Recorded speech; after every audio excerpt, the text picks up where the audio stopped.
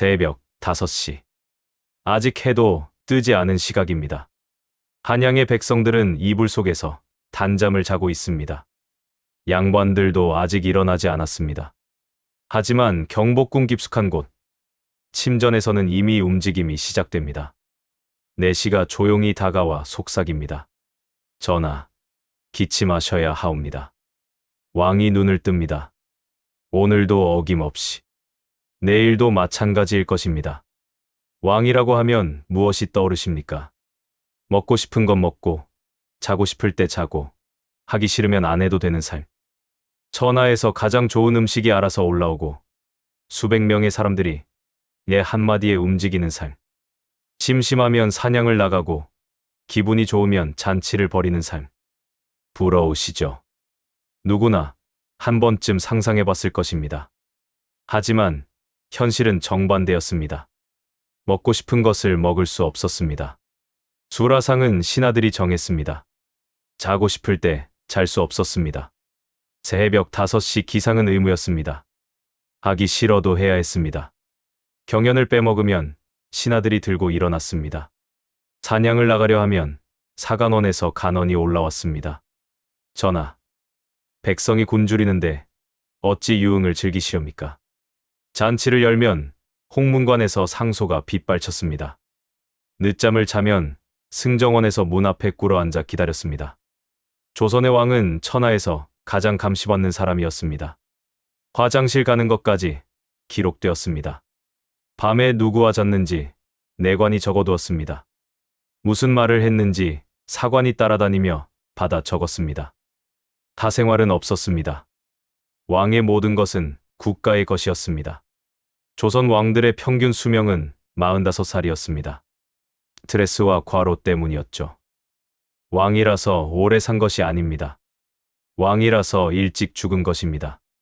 지금부터 조선시대 왕의 하루, 그 숨막히는 일상 속으로 들어가 보겠습니다. 조선시대의 왕의 하루는 새벽 5시에 시작되었습니다. 오늘날 시간으로 환산하면 새벽 4시에서 5시 사이. 아직 해가 뜨지 않은 칠흑 같은 어둠 속에서 왕은 눈을 떴습니다.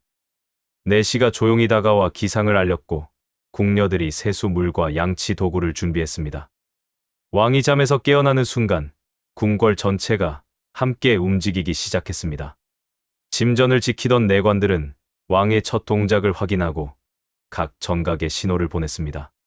수라간에서는 아침 식사 준비가 시작되었고 승정원에서는 그날의 일정을 최종 점검했습니다. 왕 한 사람의 기상이 수백 명의 업무 시작을 알리는 신호였던 것이죠. 세종은 이른 새벽부터 책을 펼쳤습니다. 하루가 짧으니 새벽을 아껴 써야 한다. 세종은 늘 그렇게 생각했습니다. 눈이 침침해지는 것도, 신하들이 건강을 걱정하는 것도 알았습니다. 하지만 멈출 수 없었습니다. 해야 할 일이 너무 많았기 때문입니다. 왕은 먼저 용모를 단정히 했습니다. 머리를 빗고 의관을 정제하느니 단순한 치장이 아니었습니다.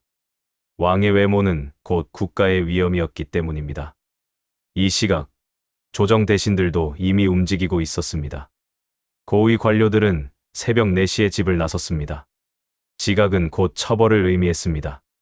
승정원에서는 출근 시간을 철저히 기록했고 늦은 자는 탄핵 대상이 되었습니다. 왕의 첫 번째 공식 업무는 문안 인사였습니다. 부모님이 살아계시면 먼저 찾아뵙고 문안을 올렸습니다. 대왕대비나 왕대비가 계시면 그분들께도 인사를 드렸죠. 효도는 조선 왕조의 근본 이념이었습니다. 아무리 바쁘더라도 이 절차는 생략할 수 없었습니다. 문안을 마치고 돌아오면 이번에는 신하들이 왕에게 문안을 드렸습니다. 승정원의 승지들이 먼저 들어와 왕의 안부를 여쭈었습니다. 형식적인 인사가 아니었습니다. 조선에서 왕의 건강은 곧 나라의 안위와 직결되는 문제였기 때문입니다. 왕이 편찮으시면 어떻게 됩니까? 조정이 불안해집니다. 신하들 사이에 파벌이 움직이기 시작합니다. 왕의 몸은 왕 개인의 것이 아니었습니다. 국가 그 자체였습니다. 새벽 5시. 해가 뜨기도 전에 왕의 하루는 이미 본격적으로 시작된 것입니다. 문안 인사가 끝나면 자리조반이 올라왔습니다. 자리조반. 잠자리에서 일어나 바로 먹는 간단한 식사라는 뜻입니다. 죽이나 미음, 때로는 간단한 반찬 몇 가지. 소화가 잘 되는 음식 위주로 구성되었습니다. 이것은 아침 식사라기보다 공복을 달래는 최소한의 끼니에 가까웠습니다. 영조는 자리 조반도 간소하게 먹었습니다. 백성들이 굶주리는데 과인이 어찌 배불리 먹겠는가. 영조는 평생 그 원칙을 지켰습니다. 검소함으로 유명했던 임금. 하지만 그 검소함은 선택이 아니라 신념이었습니다. 식사가 끝나자마자 주강이 시작되었습니다. 주강. 아침에 하는 경연이라는 뜻입니다. 경연은 왕이 신하들과 함께 유교, 경전을 읽고 토론하는 자리였습니다. 조선은 이 경연을 매우 중요하게 여겼죠. 왕이라고 해서 공부를 안 해도 된다고 생각하면 오산입니다. 조선의 왕은 끊임없이 공부해야 했습니다. 유교 경전, 역사서, 성리학 이론. 배워야 할 것이 끝이 없었습니다. 성종은 경연을 좋아했습니다. 오늘은 어떤 이야기가 오갈까? 성종은 경연 시간을 기다렸습니다. 학문을 논하는 것이 즐거웠기 때문입니다. 하루에 3번 경연을 열기도 했죠. 하지만 모든 왕이 경연을 좋아한 것은 아닙니다. 연산군은 경연을 싫어했습니다. 또 잔소리인가? 연산군에게 경연은 신하들이 자신을 가르치려 드는 불쾌한 시간이었습니다. 결국 연산군은 경연을 폐지했죠. 그것이 폭정의 시작이었습니다. 경연에서 대충 시간만 때우는 것은 불가능했습니다. 아침에 못다 한 공부는 저녁에 다시 이어서 해야 했기 때문입니다. 석강이라고 불렀죠. 빠져나갈 구멍은 없었습니다. 경연은 단순한 공부 시간이 아니었습니다. 진하들이 왕에게 정책을 건의하는 자리이기도 했습니다. 경연관이 말했습니다. 전하, 맹자께서 이르시기를 백성이 가장 귀하다 하셨습니다. 요즘 경기도에 흉년이 들었다 하니 부율책을 논의해야 하지 않겠습니까? 이렇게 경연은 학문과 정치가 만나는 자리였습니다. 왕은 공부하면서 동시에 나라 일을 논의해야 했습니다. 아침 공부가 끝나면 조회가 시작되었습니다. 조회는 왕과 신하들이 한자리에 모여 국정을 논의하는 공식 회의였습니다. 오늘날로 치면 국무회의와 비슷했죠. 하지만 규모와 형식은 훨씬 엄격했습니다. 신하들은 이미 새벽부터 출근을 마친 상태였습니다.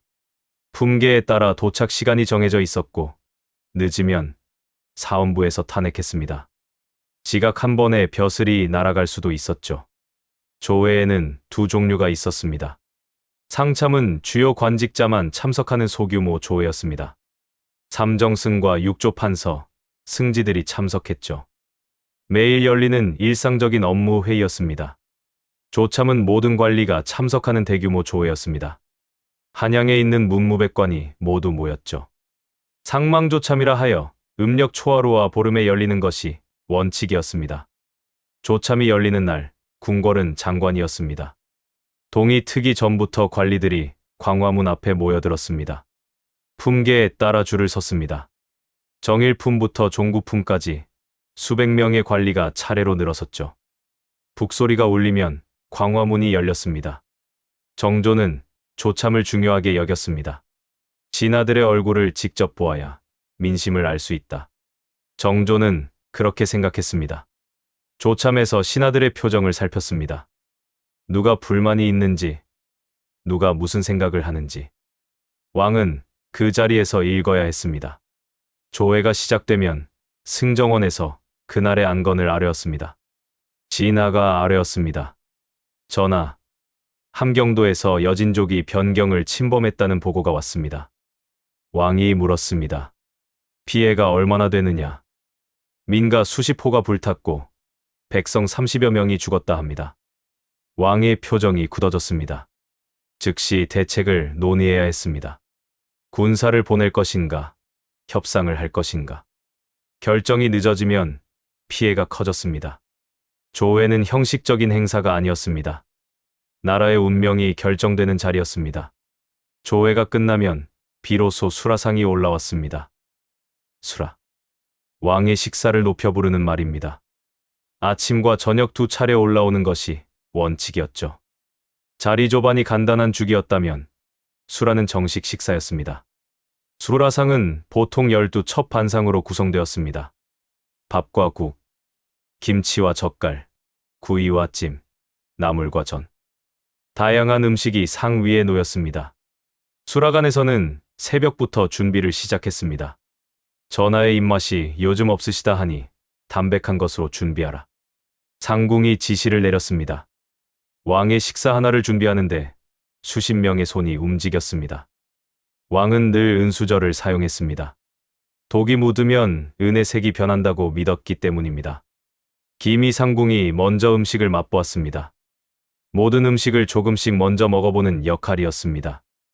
이상이 없으면 왕에게 권했죠. 식사 후 잠깐 숨 돌릴 틈이 있었습니다. 하지만 곧바로 오전 업무가 시작되었습니다. 오전 업무는 크게 세 가지였습니다. 첫째, 신하 접견이었습니다. 승정원의 승지들이 먼저 들어와 그날의 일정과 현안을 보고했습니다. 이어서 주요 관리들이 차례로 입시했죠. 인조는 신하 접견을 부담스러워했습니다. 또 무슨 일이란 말인가. 인조는 속으로 한숨을 쉬었습니다. 신하들은 늘 문제를 가져왔습니다. 해결책은 왕이 내놓아야 했습니다. 둘째, 상소문과 탄원서 검토였습니다. 전국 각지에서 올라온 상소가 산처럼 쌓였습니다. 관리들의 정책건에 백성들의 억울함 호소, 학자들의 의견 개진. 왕은 하나하나 읽고 처분을 내려야 했습니다. 셋째, 각종 행정 문서 처리였습니다.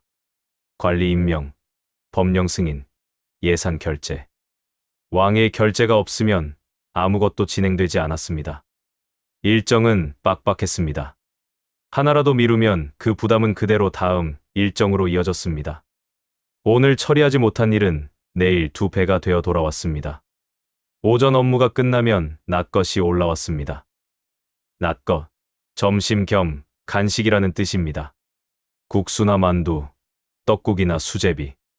비교적 간단한 음식이었죠. 허기를 달래면서도 오후 업무에 지장을 주지 않을 정도의 식사였습니다. 식사가 끝나면 곧바로 경연이 이어졌습니다. 유교 경전을 읽고 토론하는 일은 계속되었습니다. 왕의 공부에는 끝이 없었죠. 경연관이 물었습니다. 전하, 오늘 읽은 대학의 구절을 어떻게 해석하시겠습니까? 왕이 답했습니다. 수신제가 치국 평천하. 자신을 닦아야 집안을 다스리고 집안을 다스려야 나라를 다스릴 수 있다는 뜻이 아니겠습니까? 경연관이 고개를 끄덕였습니다. 그러하옵니다. 그러면 전하께서는 오늘 무엇을 수신하셨습니까? 이런 식으로 토론이 이어졌습니다. 왕은 늘 그 질문 앞에 서야 했습니다. 오후 업무 전 참이라는 식사가 또 올라왔습니다. 과일이나 떡, 가벼운 다과, 자리조반, 수라, 낮것, 참. 하루에 4번의 식사가 이미 지나갔습니다. 저녁 수라와 야참까지 합하면 6번. 하루에 이렇게 여러 번 먹는 식사는 사치가 아니었습니다. 왕의 일정은 너무 빡빡했습니다. 한 번에 많이 먹으면 졸음이 왔습니다. 그래서 조금씩 여러 번 먹었습니다. 체력을 유지하기 위한 생존 수단이었습니다. 경연이 끝나면 또다시 업무가 기다렸습니다. 오후에는 더 다양한 일들이 있었습니다. 과거 시험을 관장하기도 했고 특별한 의례를 주관하기도 했습니다. 때로는 군사훈련을 점검하러 나가기도 했죠. 비변사에서는 군사 문제를 논의했고 사원부에서는 관리들의 비리를 보고했습니다. 홍문관에서는 정책 건의가 올라왔고 예조에서는 외교 문서를 검토해달라고 했습니다. 모든 것이 왕의 결정을 기다렸습니다. 왕은 쉴 수 없었습니다. 멈추면 나라가 멈췄기 때문입니다. 오후 4시에서 5시 사이에 저녁 수라가 올라왔습니다. 아침 수라와 마찬가지로 12 첫 반상이었습니다. 하지만 왕이 편안히 식사할 수 있는 시간은 아니었습니다. 저녁 경연이 기다리고 있었기 때문이죠. 저녁 수라를 마치면 석강이 시작되었습니다. 석강. 저녁에 하는 경연이라는 뜻입니다. 해가 지고 어둠이 내려앉아도 왕의 공부는 끝나지 않았습니다. 촛불을 밝히고 경전을 읽었습니다. 세조는 석강을 짧게 끝내려 했습니다. 날이 어두우니 내일 하자. 하지만 신하들은 물러서지 않았습니다. 전하, 학문에는 쉼이 없어야 하옵니다. 세조는 결국 자리에 앉았습니다. 왕이라도 신하들의 압박을 무시하기는 어려웠습니다. 저녁 업무도 계속되었습니다. 급한 안건이 있으면 밤에도 보고가 올라왔습니다. 승정원에서는 밤새 당직을 섰습니다. 변방에서 적이 침입했다는 소식이 오면 왕은 밤잠을 설쳤습니다. 왕의 결정이 늦어지면 백성이 죽었습니다. 밤이 깊어가면 왕은 잠자리에 들 준비를 했습니다. 보통 밤 10시에서 11시 사이였습니다. 새벽 5시에 일어나려면 적어도 그때는 잠들어야 했습니다. 하지만 여기서 왕의 하루가 완전히 끝난 것은 아니었습니다. 왕에게는 또 하나의 책임이 있었습니다. 후손을 보는 일이었죠. 왕비나 후궁과의 시간은 개인적인 일이 아니었습니다. 왕실의 존속, 나라의 미래가 달린 국가 업무였습니다. 승은을 입는 날은 기록되었습니다. 누가 언제 왕과 밤을 보냈는지 내관들이 기록했죠. 후에 왕자가 태어나면 그 기록으로 정통성을 확인했습니다. 중종은 밤에도 편히 쉴 수 없었습니다. 왕자를 보아야 한다. 후계를 정해야 한다. 중종은 그 압박에 시달렸습니다. 왕비에게서 왕자가 나지 않으면 후궁을 드려야 했습니다. 그것도 신하들이 관리했습니다. 왕의 사생활은 없었습니다. 모든 것이 기록되고 관리되었습니다. 침전에서도 왕은 혼자가 아니었습니다. 내관과 궁녀들이 밖에서 지키고 있었죠. 잠이 들어도 마음은 편치 않았습니다. 내일도 똑같은 하루가 기다리고 있었기 때문입니다. 조선시대 왕에게 휴일은 거의 없었습니다. 오늘날처럼 주말이 있었던 것도 아닙니다. 왕은 매일 같은 일정을 반복했습니다. 새벽에 일어나 문안을 드리고 조회에 참석하고 경연을 받고 업무를 처리하고 밤에 잠들었습니다. 조정 업무가 잠시 중단되는 날은 있었습니다. 고위 신하가 사망했을 때, 왕실에 상이 났을 때, 설날이나 추석 같은 큰 명절. 하지만 그마저도 편한 휴식은 아니었습니다. 명절에는 제사를 지내야 했습니다. 종묘에 가서 조상께 절을 올렸습니다. 의례 절차는 복잡했고 하루 종일 걸리기도 했죠. 국상이 나면 상복을 입고 애도해야 했습니다. 휴일이라고 해서 쉬는 날이 아니었습니다. 형태만 바뀔 뿐 왕의 책임은 계속되었습니다. 우리가 상상하던 호화롭고 여유로운 왕의 삶. 하지만 실제 조선시대 왕의 하루는 끝없는 반복, 끝없는 책임의 연속이었습니다.